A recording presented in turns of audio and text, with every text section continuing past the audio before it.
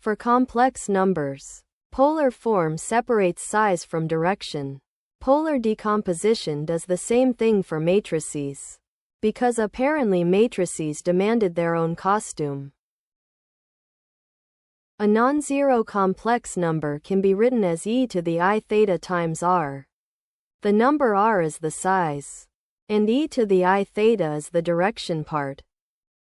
For matrices, the size part will become positive semi-definite, and the direction part will become unitary.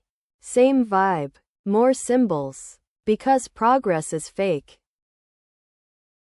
The polar decomposition says that every square complex matrix A can be written as U times P.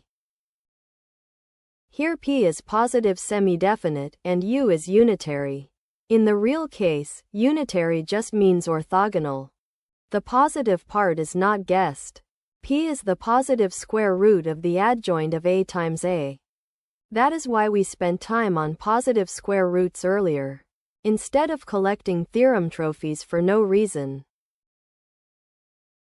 First, the adjoint of A times A is positive semi-definite, because its quadratic form is the squared length of A applied to x. Therefore the adjoint of A times A has a unique positive semi-definite square root. We call that square root P. First suppose A is invertible. Then the adjoint of A times A is positive definite. So P is invertible. Define U to be A times P inverse. With that definition, A equals U times P immediately. The only real question is whether U is unitary. Compute the adjoint of U times U. Since P is positive semi-definite, it is self-adjoint, and P inverse is also self-adjoint. Since P squared equals the adjoint of A times A, the product collapses to the identity. So U is unitary. If A is singular, P may not have an inverse. So the formula U equals A times P inverse breaks. Division by zero has once again chosen violence. But the decomposition still exists. We just define U on the range of P first, then extend it to the whole space.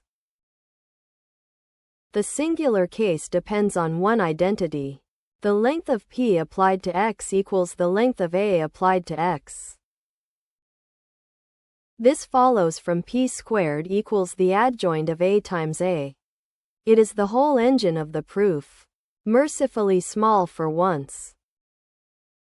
In particular, P applied to x is 0 exactly when A applied to x is 0. So P and A have the same kernel.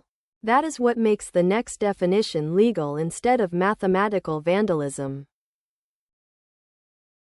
On the range of P, define U of P applied to x to be A applied to x. This is the obvious definition, which means we still have to prove it is not secretly nonsense. The issue is that the same vector in the range of P might be written as P applied to x in more than one way. If P applied to x equals P applied to y, then x minus y is in the kernel of P. Since the kernels are equal, x minus y is also in the kernel of A. Therefore A applied to x equals A applied to y. Also, this map preserves length on the range of P. A length-preserving map is called an isometry. So this is an isometry from the range of P onto the range of A.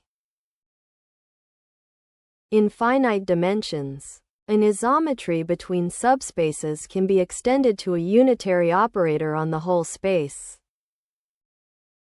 Choose orthonormal bases for the remaining orthogonal directions, and map one basis to the other. That is the whole trick. No mystical fog machine required. By construction, U of P applied to x equals A applied to x for every x. Therefore U times P equals A. This proves polar decomposition even when A is singular. The positive part P is always unique, because positive semi-definite square roots are unique. If A is invertible, U is also unique, since U must equal A times P inverse. If A is singular, U may not be unique.